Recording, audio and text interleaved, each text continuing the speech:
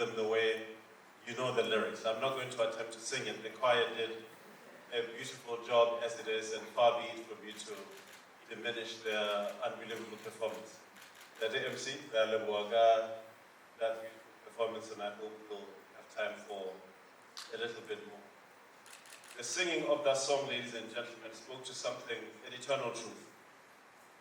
A truth which I know holds for all of you here, because all of you in the room know where your children are. You know the condition in which they are kept, 24 hours a day, 7 days a week, 300 and some odd, and sometimes a quarter day a year. And I dare say you've known that from the moment they arrived. And for those of you who are lucky enough to welcome children into the world, consider yourselves fortunate that you're able to look after them.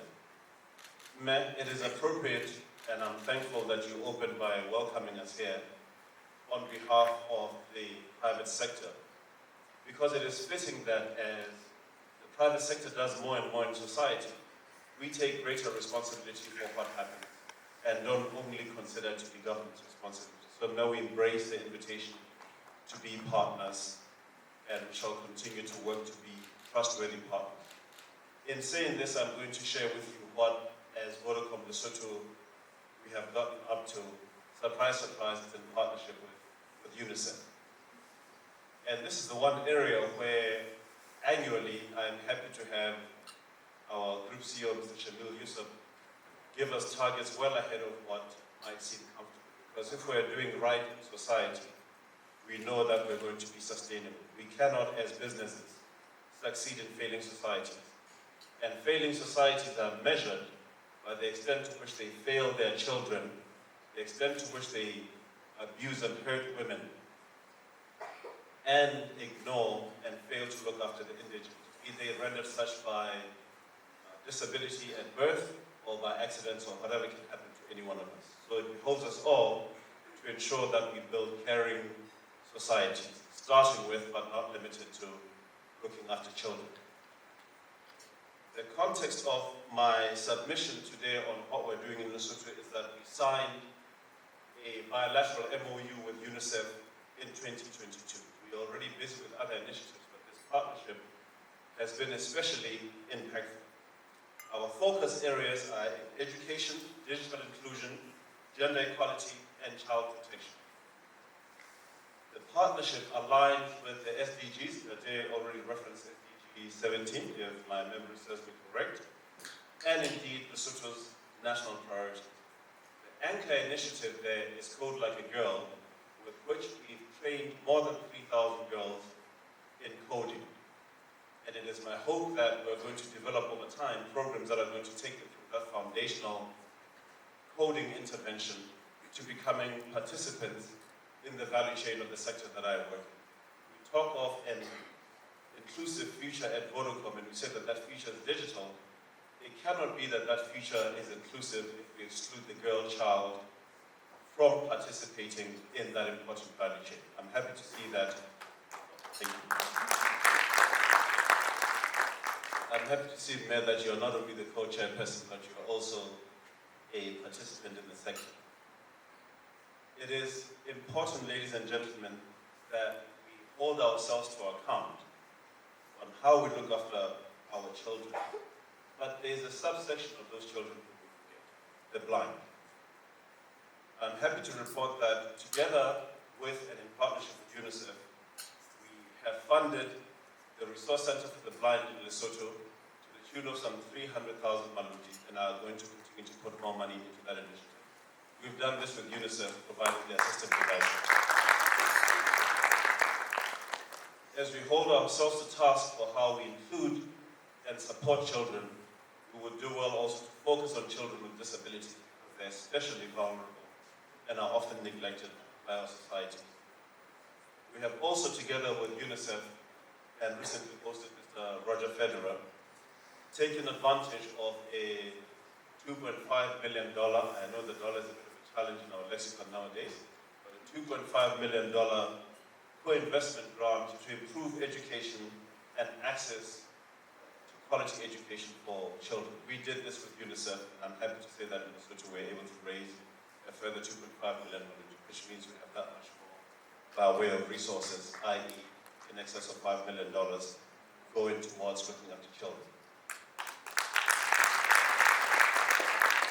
We have a child helpline which we support so that if you see a child being abused or not being taken care of, it can be reported. The line is of course free, so that anybody who is taking action on behalf of a child, or if it is a child themselves, they need not worry about the cost. We recently, together with our competitor Econet, hosted a golf day, again with UNICEF. UNICEF is a constant, ladies and gentlemen. Which golf day that ended up at the raise them close on? Several 100,000 maluti, again with the emphasis being towards looking after children. I'm happy to report that while you may not see me in the newspapers raising the trophy for the Kgalagadi Classic, which is starting tomorrow, which hosts golfers from obviously Botswana, Lesotho, Swaziland, Zimbabwe, and a number of other countries. While you may not see me hoisting the trophy, you should know that when I take to the fairways, as much as it is possible, it is for charity, and I'm happy that the last time we did such, no matter the damage that was done to the golf course, it was to ensure that we do our part in ensuring that we look after children. Ladies and gentlemen, Mayor has already spoken to the fact that it is important that as the private sector, we play our part in building healthy societies, not just for our consciences, but for the viability of those very societies. If we leave it to be that our children are vulnerable, there will be no Africa to speak of. There will be no 2063 Mr. MC. All of us, as a matter of fact and science, were once children. Somebody somewhere along the way took an interest in us. It is fitting that we pass it on. And that as we pass it on, we place particular emphasis in ensuring that the disciplines of STEM, or STEAM as May has, I can never remember what the A represents. I hope it's agriculture, otherwise we're going to be a hungry country. But all of those disciplines, ladies and gentlemen, are fundamental.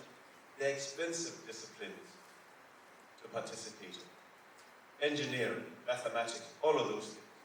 We need to build the wherewithal for our children to develop and deepen their capacity in those disciplines. Otherwise, Africa will be left behind. Honorable Vice President, I am happy that Botswana has one of the youngest cabinets around on the continent, because I think you've shown the way as to what has to happen on the continent, so that the people who are making policies and decisions about the future are a little bit closer to the people on whose behalf they are making those decisions. I'm hopeful that my fellow CEO from MASCOM, that we are going to, as a sector, find ways to use technology to ensure that we listen to children a little bit more, understand how they're impacted by the policy and other decisions which we make in the commercial sector. One of the things which I take particular pride in is the fact that we have the M-Pesa offering in Lesotho. We've been busying ourselves now with opening child accounts so that children can develop financial savvy from early on. We have to ensure that we build the capacity in our children to be able to manage their own finances, so that when they're adults, they can operate with sophistry and intelligence around their finances. I could go on further, ladies and gentlemen, but please allow for me to stop here.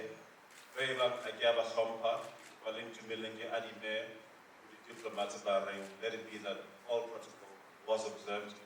If I omitted you, it is not out of disrespect or disregard. I thank you. Let us please join hands in ensuring that we make our children the priority that they ought to be. Dr. Mthengi, thank you very much for having me. Honorable Vice President.